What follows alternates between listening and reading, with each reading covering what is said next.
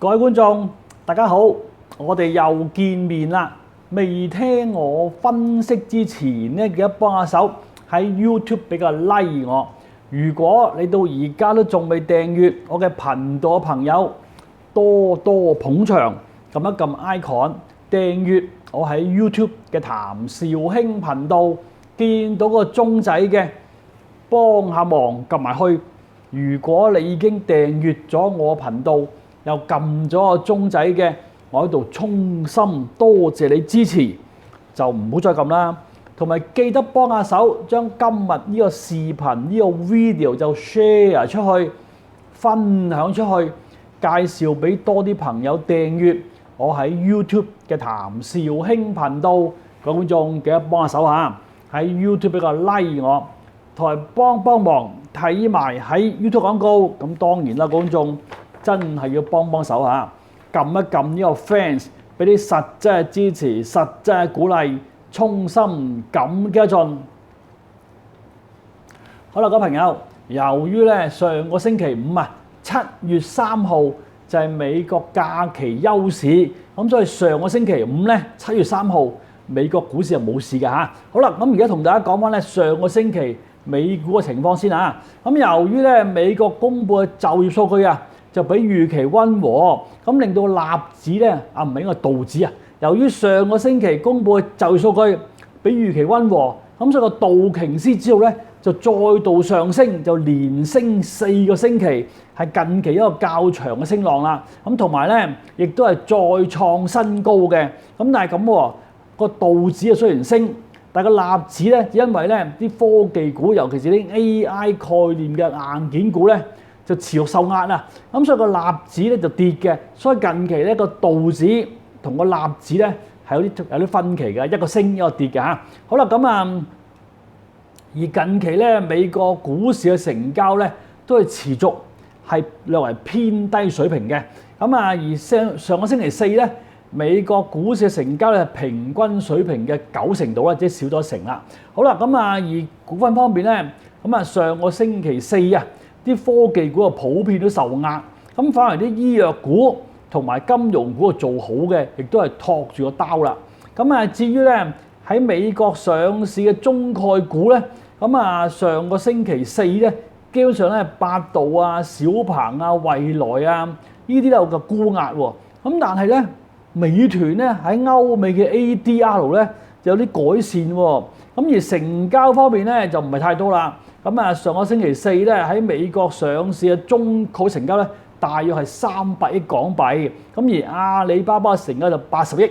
港幣嚇。好啦，至於咧異動股啦，根據我譚紹興嘅異動股程式嚟計算咧，上個星期四美國異動股第一隻咧就差唔多講咗4個星期啦，就係隻美國航空 AAL， 跟住咧就 AT&T 就 T 啦 AT&T， 跟住就 NVIDIA、Intel 同埋 OpenDoor OPEN 呢5隻啦。再一次上個星期四咧美國異動股基本上就 AAL、AT&T、NVIDIA、Intel 同埋 OpenDoor 呢幾隻啦。好啦，至於成交方面啦，根據我譚紹興嘅計算咧，上個星期四美國股市成交金額最高嘅股份咧，分別就係 MU Micron、SPY 即係 S&P 500嘅 ETF、QQQ、SanDisk、SNDK 同埋 Tesla 呢5隻啦。再一次上個星期四喺美國成交金額最高嘅股份，分別就係 MU、SPY、QQQ、SanDisk 同埋 Tesla 呢5隻啦。至於咧形勢方面啦，朋友，我同大家講過一次㗎。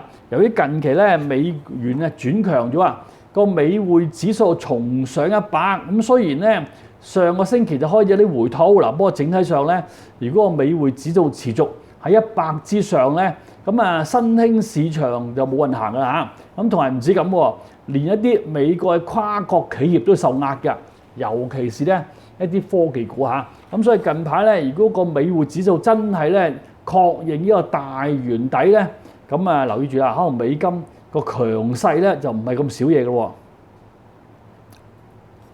咁另一方面咧，我就喺上個星期講好一次啦，就個恐慌指數啦。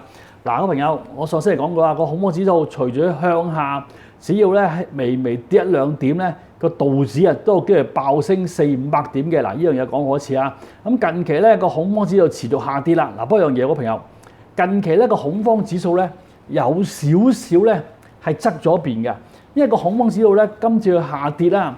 咁一般嚟講咧個恐慌指數回落咧就美股升嘅，但係近期又唔同啦。如果恐慌指數回落之後咧，就個道指升，個納指咧就反而就跟唔到咯。所以呢個恐慌指數咧有少少咧係反映翻個道瓊斯指數就反映唔到個納斯達克㗎。好啦，咁啊上個星期咧就由於咧個就業數據比預期溫和啦，咁美股就再創新高，記住係個道啊，個道瓊斯指數就再創新高，就逼近53,000。咁啊，而整體上咧近期啊個道指升咧有少少人為托住個股市啊，咁啊個 MACD 同個 RSI 都唔肯行乜滯啦，好彩咧個 RSI 就有上去，不過咧大家望望先啊，嗱近期咧個道咧就持續上升一浪高於一浪啦，但係個 RSI 咧就已經1、2、3個頂就唔肯再升，個 MACD 就橫行嘅，所以近期嚟講咧個道瓊斯指數咧個動力指標就出現一個頂背馳嘅現象。嗱，一般嚟講頂背馳留意住啊，通常咧頂背馳就唔會即刻跌，不過一跌下咧跌落嗰下就好金㗎。咁反為咧近期咧個道咧就冇乜特別喎，不過個納指同個 S&P500咧就開始醖釀緊呢個三線下墜啦，記住朋友啊，三線下墜唔係3條移動平均線啊，係波頻指標、振幅指標同埋另類波指標，呢3條波幅線咧一齊向下，3條波線向下咧就唔係跌喎，係代表咧醖釀一個大波幅，即係可能突然間爆升1-2千點，或者急跌1-2千點㗎。咁啊睇翻近期咧就好似向下1-2千點高而高啲啦。咁啊近期嚟講咧個納指同個 S&P500 出現一個三線下墜嘅，咁而咧個納指咧我望先啊，近期咧就已經一級一級落啦。佢個 MACD 就插到0嘅，個 RSI 都持續下跌嗱，所以近排咧個納指嘅動力就好弱啦，咁啊一級級落嘅。咁短期留意住25,000呢個大位嚇。咁至於個 S&P500啦，嗱個 S&P500咧，基本上近期咧喺大約7,200度啦，就做咗個大頂嘅一個兩個，如果短期跌穿7,200咧，就確認呢個大頂㗎啦。咁啊，睇翻佢個 MACD 同個 RSI 比較轉弱咗嘅，所以近期嚟講咧，可以話咧個道指個道啊，就托住成個股市，反而喺大戶咧持續鬥住啲傳統股，就開始係減持一啲科技股嘅，所以呢排咧就個道指升，納指跌一個大分歧啊！好啦，咁啊上個星期4啊 ，Tesla 咧出業績就好強勁喎，但係咁喎 ，Tesla 出業績咧。第二季啊，交付嘅車輛有成48萬部咧，就係一個比預期高啦。咁但係咁喎，出嚟之後咧，個股價就冇升，就反而插落去喎。咁原因好多啦。咁由於咧，今次 Tesla 咧就主要係清存貨，就唔係增加生產，再加埋咧佢就會咧加大佢嘅資本開支，所以呢啲咧都對佢股價受壓嘅。同埋更重要啊，望先啊，更重要就係隻 Tesla 咧，嗱，咁我有望先啊。佢喺業績前啊，喺上個月26號咧開始由低位360零蚊，咁衝上去，逼近430高位，即係業績前咧已經大幅上升。咁所以出業績之後啦，就開始咧好少出貨啦。咁所以上個星期4啊，業績之後咧 Tesla 反而係插咗落嚟㗎嚇，係急插添㗎。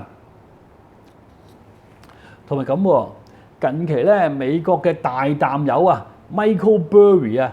更加講到咧，佢喺416蚊咧係沽空 Tesla 添喎，咁所以有少少咧係趁佢跌就踩多腳啊！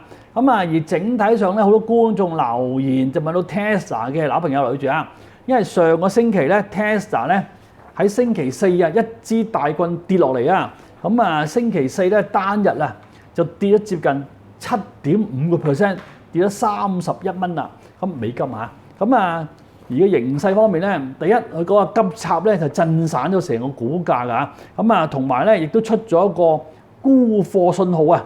嗱，記住上個星期四插嚟嗰棍咧出咗個沽貨信號，咁短期提防嘅380蚊嘅位啦，因為點解咧？380蚊係之前呢個大雙頂嘅頸線嚟嘅，咁啊上翻去啊！咁如果今次穿380咧，小心啲啦。咁睇翻咧佢個 RSI 咧就出現一個急跌情況嘅，咁所以短期如果佢跌穿380蚊咧，開始留意啦。咁啊，而另一方面咧，好多觀眾留言問到 NVIDIA 嘅嗱朋友，基本上咧根據我譚小英嘅觀察咧，近期有發覺好多歐美嘅大型 pension fund 咧都有少少咧喺度等緊 NVIDIA 出現調整咧，就可能會撈底喎，即係唔係而家即係跌得深啲嚇。咁啊，近期咧 NVIDIA 就已經跌穿咗200蚊啦。咁上個星期進一步去到194個8。咁而整體上咧，我呢個視頻講幾次啦，嗱，即係 NVIDIA 出咗個大型嘅頂部，嗱望先啊，一個大頂就跌穿咗條頸線。咁如果咧今次啊，佢再上唔翻200蚊咧，根據量度跌幅咧，有機會去翻160到170嘅。咁所以咧，我就會繼續觀望，我就唔會過早入市啦。至於你有貨點做，或者你自己點做咧，你就自己做嘢到功課，負責投資啦。嗱，不過整體上咧，近期咧全球股市啊開始咧有少少回歸基本面啊，就有啲高估值嘅股份就開始去翻一啲咧低估值或者係相對合理嘅股份。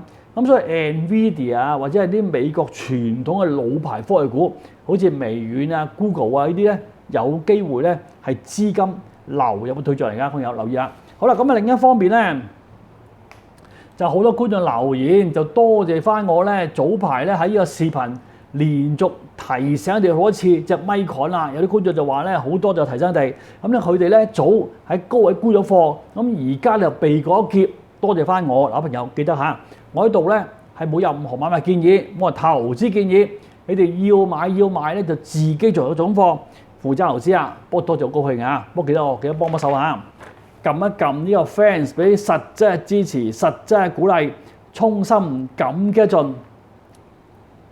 好啦，咁上個星期四咧，隻Micron啊進一步係跌穿咗1000蚊美金。嗱，朋友基本上咧，我早排連續講幾次啊，就係Micron。佢之前喺1100蚊有個頂，跟住衝上去衝穿咗，同大家講啦。如果佢跌穿1100蚊，係第一個沽貨離場位，而再穿埋1000蚊咧，係差唔多係全線撤退啦。嗱，朋友咁啊，星期五咧已經係咪星期四啊？星期四就再穿1000蚊。如果嚟緊呢個星期佢上唔翻1000蚊咧，我有貨咧就會先行止賺啦。咁同埋睇個 MACD 同個 RSI 咧，嗱望望先啦。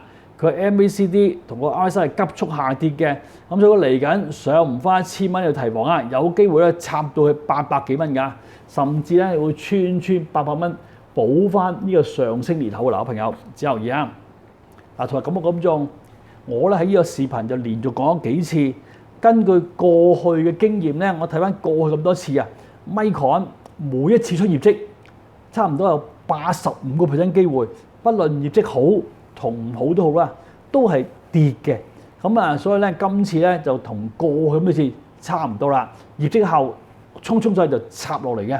好啦，咁啊嗱，觀眾，由於近期咧美國啲科技股就有沽壓啦，咁唔止科技股喎，尤其是啲半導體股或者係嚴格啲就啲 AI 半導體股就急跌啦。咁啊，上個星期四咧，我發覺咧連咧嗰隻美國半導體股嘅 ETF 啊，嗱，不過係3倍㗎，就係 SOXL。嗱，依個咧就係睇美國半導體指數3倍，即係依個只要升1%，佢就升3%嘅，即係放大3倍。咁當然啦，跌落嚟啊，又係放大3倍㗎。好啦，咁啊上個星期咧，依啲半導體 ETF 咧出現一個大掟貨啊，呢隻 SOXL 咧係俾人大掟貨大插急跌咧，接近17%，跌咗36蚊，去到181個半嘅。嗱，朋友望先啊，嗱，呢隻 SOXL 啊，呢隻半導體指數放大3倍嘅，基本上咧喺106蚊度做一個大頂㗎啦。咁近期咧佢就逼近86蚊。如果短期穿160咧，就確認呢個大頂啊。咁同埋咧，大家睇下佢個 MACD 級跌 ，RSI 碌咗落去所以近期咧個走勢就好弱啦。咁同埋咧呢個 SOXL 啊，我留意住157蚊。如果短期穿157蚊咧，就確認呢個大頂嚇，朋友嗱，呢個頂好巨型啊！如果真係確認彈落嗰下咧，好金嘅嚇。嗱，朋友，如果呢隻 SOXL 啊都繼續插咧，咁其實喺香港有2隻同韓國相關嘅 ETF 咧，都要小心嘅，朋友只留意啊。好啦，朋友，整體上咧近期我覺得咧就特朗普呢隻無形之手就會撐住個刀啊，撐住個道指。納指咧就佢就唔會點撐啦，所以有機會嚟緊咧就係道指就持續維持喺高位，個納指咧因為啲科技股受壓就持續有沽壓，所以嚟緊咧就係個道指同個納指係繼續分歧有個大背馳，即係道指升就納指跌。咁同埋咧近排咧喺美國嚟講咧就唔少咧啲空軍啊，好似著名嘅大淡友 Michael Burry 咧都開始咧話到咧係大舉咧就沽空一啲 AI 概念股嘅，所以睇下近期啲淡友，即係美國嗰邊啊，睇下美國嗰邊啲淡友咧7月啊，會唔會咧將美國個科技股再一步撳落去啦？朋友自己留意啊！好啦，未進一步講香港股市之前咧，首先各位喺 YouTube 朋友記得幫下手下，喺 YouTube 俾個 like 我。如果你到而家都仲未訂閱我嘅頻道，朋友多多捧場，撳一撳 icon 訂閱我喺 YouTube 嘅譚紹興頻道，見到個鐘仔嘅幫下忙撳埋去。如果你已經訂閱咗我頻道，又撳咗個鐘仔嘅，我喺度衷心多謝你支持，就唔好再撳啦。同埋記得幫下手，將今日呢個視頻呢個 video 就 share 出去，分享出去，介紹俾多啲朋友訂閱我喺 YouTube 嘅譚紹興頻道。嗰種記得幫忙啊！喺 YouTube 俾個 like 我，同埋幫下手睇埋喺 YouTube 廣告。咁當然啦，嗰種真係要幫手啊！撳一撳呢個 fans，俾啲實質嘅支持、實質嘅鼓勵，衷心感激盡。星期五咧，亞洲區股市就普遍做好啦。南韓、日本、台灣、內地同香港都普遍上升嘅。咁而星期五咧，香港股市一度咧係逼近23,500，去到23,517點嘅。老朋友望望啊！嗱，星期五個股市咧一開波升咗百零點，衝到上去23516，升咗460幾點，跟住回一回再衝。第二次啊，可惜咧連續2次升唔穿23,500，跟住咧升幅收窄，不過都企穩23,000啊，收市就升咗295點，去到23,350點，暫時企穩23,000嘅。而成交方面咧就奀啲啲，就3050億。而分類指數方面咧就以公用指數升幅比較多啦，升咗2.3%，而科指升1%㗎。而3000億成交裏邊啊，成交最多嘅7709，南方海力士成交221億，盈富基金成交162億，2828成交130億，騰訊成交109億，中芯成交97億。嗱，呢5隻係星期五成交金額最高嘅股份啦。好多個朋友，基本上咧近期我呢個視頻就講咗好多次啦。如果睇翻20日成交咧，其實有少少誤導嘅，因為點解咧？如果大家用一個傳統嘅方法計算個資金流咧，我發覺咧星期五嘅資金流好強嘅喎，但係咧有2隻股份就唔係香港嘅喎，就係7709，就係隻南方海力士。同埋7747南方嘅三星，因為呢2隻夾埋咧個成交接近260幾億，所以咧好多時咧我發覺呢2個股份就誤導咗啊！所以星期五香港股市嘅資金就好強，但係如果扣咗呢200幾億咧，就弱翻啲。雖然都強，不過弱翻啲啊。咁啊，整體上咧，近期咧連續2日香港股市嘅資金流係轉強咗嘅。星期四、星期五連續2日重上23000之後，個資金流係持續轉強嘅。咁啊，而沽空啦，嗱咁星期五嘅沽空就587億，係佔大市成交19%嘅。咁而沽空金額最高嗰5隻股份啦。咁根據我譚紹興嘅觀察咧，分別係7709沽空76億，盈富基金沽空47億，2828沽空27億，小米沽空17億，中芯沽空16億。嗱，呢5隻係星期五沽空金額最高嘅股份啦。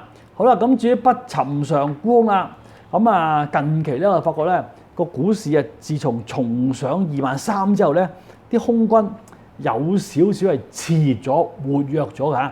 咁啊，但係今次啊活躍有啲唔同咗啦，就集中翻啲 AI 概念股或者 AI 硬件股，尤其是個別就嚟解禁嘅半新股啊。好啦，咁啊根據我譚紹興嘅計算咧，星期五嘅不尋常沽空就有咧最不尋常嗰5隻，分別就係小米、中芯、比亞迪、騰訊同埋建滔積層板1888呢5隻。再一次啊，星期五最不尋常嘅沽空嗰5隻啊，就小米、中芯、比亞迪、騰訊同埋建滔積層板呢5隻啦。嗱，觀眾有人留意喎，星期五最不尋常沽空嗰2-3隻啊，分別就係小米、中芯、建滔積層板呢3隻啦。因為呢3隻咧嘅不尋常沽空咧就去到90幾個%，要留意啊。咁但係有2隻股咧就小米啦。嗱，嗰個朋友早排啊，即係大約喺2個月之前，當小米仲係喺30蚊上邊嘅時候，我同大家講到啦，啲空軍就集中火力係咁不斷沽空，想將佢踩穿30蚊嘅。嗱，點解講呢樣嘢咧？因為近期咧，當小米逼近20蚊嘅時候咧，啲空軍有少少咧係用翻類似一招喎，好似集中火力想將小米踩穿20蚊喎。嗱，呢度留意下。咁而另一方面咧，喺近期啲不尋常沽裏邊咧，就有好多咧就係半新股。嗱，即係近期好多隻就嚟解禁半新股啦，啲 AI 概念股嗰扎，咁就唔講邊幾隻啦，朋友只留意啊。咁啊，同埋咧頭先我想同大家講喎，喺今次不尋常沽空裏邊啊，睇下先啊，2、4、6、8、10，冇錯啦。喺今日不尋常沽空裏邊咧，我發覺咧，除咗騰訊之外啦，阿里同美團啊都唔見咗喎。我發覺咧近期咧，阿里同美團咧嘅不尋常沽嘅程度係低咗喎嚇。咁所以暫時講咧，我哋特別留意住就係啲就嚟解禁嘅 AI 概念嘅半新股，一啲空軍突然間咁積極咁喺度做嘢咧，要小心啲啊！咁啊，至於港股通啦，嗱，今日香港股市成交就3050億，而港股通成交1255億，係佔大市成交41%，咁啊略為偏低嗰邊啦嚇。咁啊，而咧港股通今日成交1200幾億裏邊啊，就有45億啊，係淨流入嘅或者淨買入。咁而當中淨買入最多嘅建滔積層板1888 9億，小米8億6，騰訊2億9，建滔0.9億，咁啊即係9000幾萬啦。咁呢4隻咧係星期五港股通裏邊淨買入金額最高啦。好啦，沽出啦。咁淨沽出最多嘅華虹9億9，中芯8億，9880優必選5億5，阿里2億9，長飛光纖2億9。嗱，呢5隻咧係星期五港股通裏邊淨沽出金額最高啦。嗱，觀眾留意住喎，近期咧港股通咧對騰訊啊就開始有啲變化啦。早排係持續沽售騰訊嘅，近期咧就沽下又買翻，買翻又沽下，即係開始咧就唔係一面倒沽啊。咁但係咧隻阿里巴巴就持續沽貨嘅喎。咁同埋咧，我發覺咧中芯華虹咧都開始有啲沽貨情況講通啊。反為咧隻建滔系啊都持續係買貨㗎啦，只留意啦。好啦，咁啊講翻股市先啊。嗱，基本上咧我前幾日就講咗啦，香港嘅股市如果用翻個統計學計算，嗱記住我唔係圖表嚇，係用統計計算咧，就已經係超賣 oversold， 就醖釀技術反彈。咁而咧港股就連續2日就上翻23000啦。咁開始咧佢嘅超賣情況改善咗咯喎，而家咧就冇超賣啦嚇，即係改善咗啦。好啦，咁第二啦，嗱佢用近期個股市啊，就由5月中嗱望先啊，5月中就26000幾、26800，咁跌到去近期低位就22500，就呢度咧就跌咗接近4000幾點。咁我上一次講過啦，4000幾點，咁如果反彈翻一半啊，都成2000零點啦。咁所以你如果反彈一半咧，如果反彈2000零點咧，就有機會向24000到24500進發。嗱，所以今次咧個反彈位啊，大約係24000到24500啦。咁同埋有朋友嚇，嗱近期咧就講咗幾次啦，就好多觀眾啊留言問到嘅嗱，朋友我同大家講幾次啊，就係個股市啊，呢個咧就周線圖啦，個周線圖就做咗大三頂。咁如果你計數，呢個2750唔好計咁盡啦，計佢2750同埋25000就2500點。咁對落嚟咧22500啊，22500就係呢個大三頂嘅第一個量度跌幅。22500咁嘅到咗啦，咁即係暫時一個調整啊，就暫時啊係嗰段落啦，即係調整完會再插咧，就睇下佢可唔可以重上呢條頸線位啦。咁第二咧，我同大家講可似啊，就係個終極死亡交叉啊，老朋友望先啊，呢個死亡交叉位就25700嘅，近期懟到落去22700咧，就已經跌到去呢個交叉位之下嘅3000點，咁都滿足咗一個調整要求啦。咁即係整體上咧，近期個股市早前去到22500邊咧，就已經係完成咗第一個調整嘅量度調整要求啊，第一個咋，會唔會第二、第三個未知住啊？好啦，咁啊短期講啦，嗰個反彈頭先講24000啦，咁同埋咁喎嗱，嗰朋友望先啊，條20天線就喺24000，呢排個 MACD 醖釀個牛交叉，個 RSI 又衝翻上去，所以短期如果 MACD 出牛交叉 ，RSI 衝翻50咧，咁啊有機會咧就試翻24000條20天線，甚至衝出20天線就逼近24500啦。咁同埋咧，好多觀眾問到啊，我早排講嗰個牛市3期完結嘅問題，老朋友，我早排講咗幾次㗎，就係一個股市就喺25100到27000呢度就橫行咗11個月。咁咧根據個 Dow Theory 嚟講，一個大型嘅橫行區咧，就代表牛市係一期嘅其中一期啊。咁我覺得呢個係牛3，咁而家穿咗啦，着熊市啦。咁好多觀眾問，如果上翻去咪解決咗咧？當然啦，不過好遠啊。如果個股市能夠重上呢個橫區裏邊嘅，咁呢個跌浪就解決嘅咯喎。嗱，即係25000，睇下今次得唔得嚇？不過要好遙遠啊。我諗暫時睇24000啦，呢個25000咧就可能係年尾嘅事都唔定嚇。嗱，同埋有朋友嚇，因為咧6月份就啱完結咗啦，就過咗半年啦。如果睇翻呢個季線圖啊，嗱，望先啊，由1987年到而家。大約呢40年嘅季線圖咧，我想大家講一樣嘢喎。根據個季線圖嘅統計，嗱，記住唔係技術分析啊，用翻每一季高低位成交計算咧，其實23000呢個位嚟㗎。如果短期個股市企穩23000咧，咁第三季咧仲 OK 嘅喎，即係仲有機會向上嘅。但係如果嚟緊去穿23000咧，咁啊進一步咧確認呢個季線圖嘅跌浪啊。因為個股市咧就喺季線圖裏邊連跌3季嘅1、2、3，嗱連跌咗3季㗎。咁如果今季企唔住23000咧，就提防咧就唔係連跌3季啦，可能仲有幾季懟落去㗎。嗱，朋友記住啊，季線圖懟落去嗰下都好金㗎。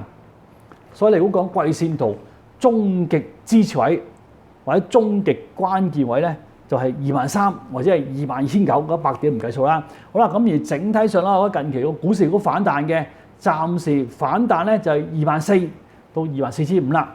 好啦，各位朋友，今日咧有唔少觀眾留言，就問到建滔系同埋建滔積層板呢兩隻股份嘅，即係建滔148同埋1888建滔集團嘅。嗱，朋友，我咧早排已經講過幾次㗎。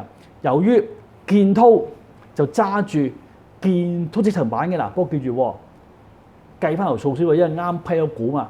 計翻佢咧，其實近期啊，即係建滔積層板咧，去翻80零蚊之後咧，建滔嘅估值啊，或者應該唔係估值，係個價值咧係下降咗啦。呢樣嘢咧好重要啊，因為建滔就揸住咗建滔積層板，咁啊建滔積層板升咧，佢水漲船高啊。但係近期建滔積層板碌翻落嚟之後咧，建滔咧其實而家呢個價咧，如果計翻條數咧，我同大家講個30%折讓差唔多嘅。其實而家嚟講咧，去翻90零蚊，即係148啦，去翻90零蚊咧係個合理水平嚟㗎。好啦，咁啊同埋一樣嘢好重要啦，就係近期咧我放一樣嘢，朋友聽咗嚇，因為好多觀眾問到嗱，個朋友我咧就近期同大家咧就計嗰個長飛光纖啦，我就用一個美國嘅技術分析嘅程式嘅 program 就計算即係長飛光纖出咗個沽貨信號嘅。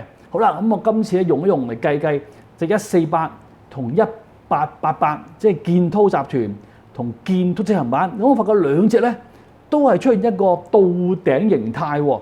但係咧，如果講強度咧，就148強啲喎。即係如果兩隻嚟講咧，148咧個到頂嘅形態個頂啊強好多啊！即係如果懟落嚟嗰下咧嘅力度大啲啊！即係如果兩隻咧，就148就危險少少啊！即係危險過1888啦。好啦，咁啊另一方面咧，兩隻出到頂嘅，咁啊第148危險啲啦。咁好啦，咁第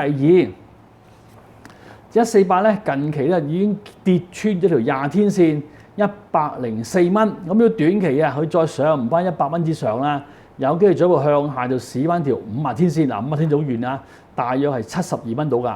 咁同埋依排咧睇睇啦，佢個 MACD 出咗個紅交叉拗手碌緊落去嘅，咁所以咧如果再上唔翻100蚊咧，提防咧要試7字頭啦，朋友。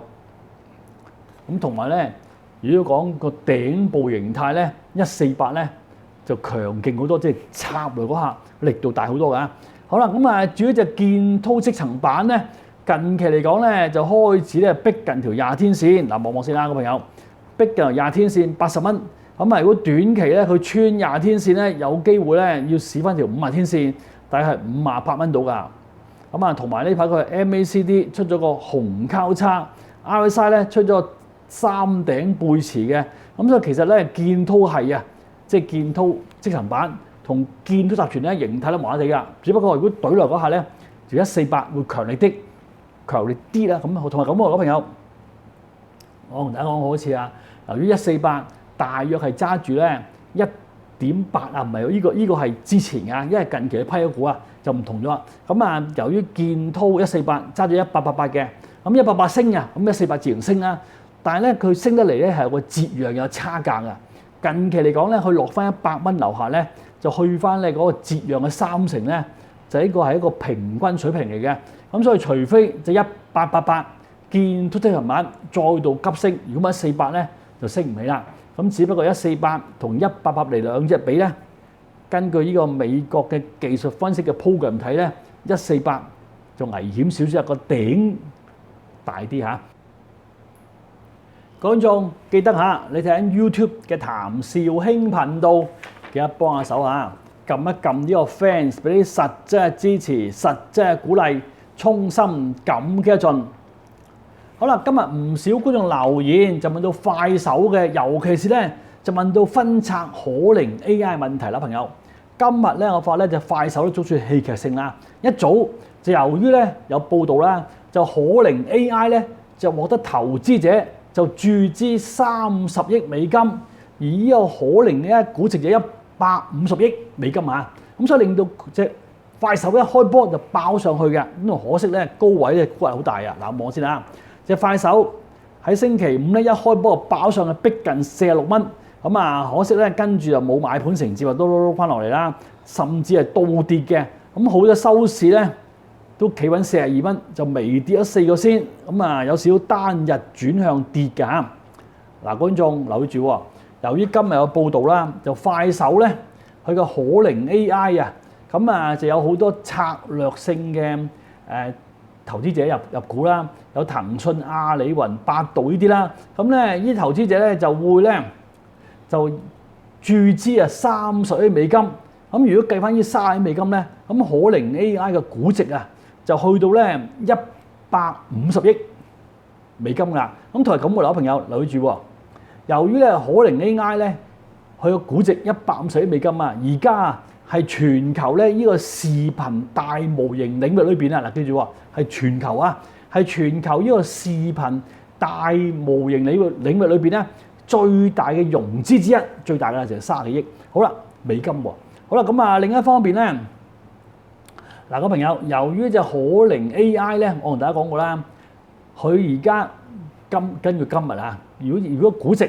係150億嘅，150億咧美金啊，等於150億美金，等於1176億港幣。嗱，再嚟一次啊，而家可靈 AI 嘅估值大約係150億美金，咁即係大約係1176億，即係1200億港幣啦。好啦，咁但係咁喎，快手嘅市值啊都係1800億啫喎，咁即係可靈 AI 嘅估值咧就差唔多係快手嘅市值嘅65% 喎，好誇張喎。咁所以咧，如果可靈 AI 真係能夠用咁高嘅估值上市咧，咁快手有機會受惠嘅嚇。好啦，咁啊，只不過咧近期咧可能個市場氣氛麻麻地啦，咁啊，所以咧有啲壓力嘅。咁而另一方面咧，即係快手咧，我睇下個倉可能盤路咧係出現有個改善喎。近期咧，即係快手喺40蚊邊咧個倉嘅盤路係好轉咗嘅喎。咁同埋咧有少少咧係出現一個三線下墜。嗱，見咗朋友就係波頻指標、振幅指標、另類波指標3個指標一齊向下黐埋一齊。記住啊，唔係3條移動平均線啊，係3條波線一齊向下黐埋一齊。即係話快手咧係醞釀一個大波動，有機會嘣一聲可能爆上去50、60啦，亦都有機會對穿40。不過以而家咁殘咧，好似爆上機會高啲啦。咁啊，同埋咧今日佢反彈咧就俾條50天線頂住嘅啦，條50天線46蚊到。如果有機會升穿條50天線咧，我覺得向上咧有機會50到60蚊㗎。咁同埋有嘢好重要，朋友，暫時嚟講，隻快手咧喺40蚊就有個比較強嘅支持位啦。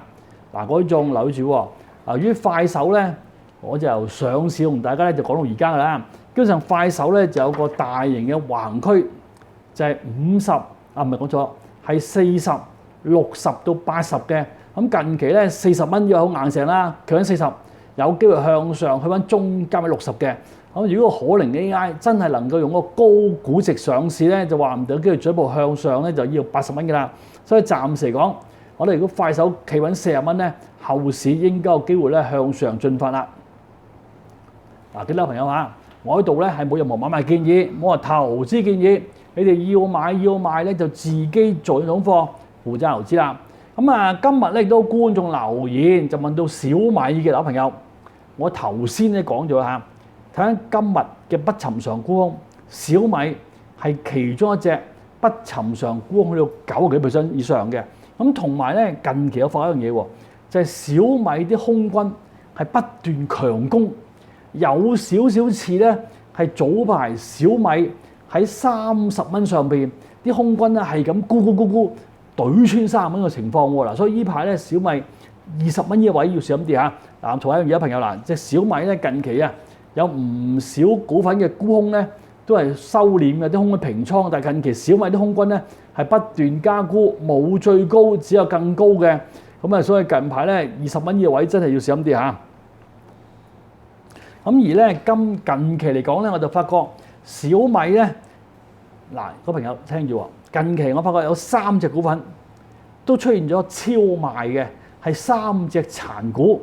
第一就小米、美團、阿里巴巴呢3隻殘股咧，都先後咧就進入咗超賣區 oversold 嘅，所以就唔排除有機會出現個技術反彈。咁而小米咧近期嚟講嗱，望先啊，第一佢今次反彈啦，佢嘅 MACD 醖釀個牛交叉，個 RSI 就止跌回升嘅，咁所以向上暫時講20天線就24個半，如果升穿20天線咧向28蚊，即係短期24個半到28蚊咧，我覺得會係一個比較大嘅阻力區啦。嗱，同埋嗰朋友留意住喎，因為早排講過啦，隻小米啊，佢喺30蚊嘅時候啲空軍不斷咁沽，咁啊終於穿咗30蚊直插啦。咁近期喺20蚊邊咧有少少似翻早前喺30蚊嘅情況。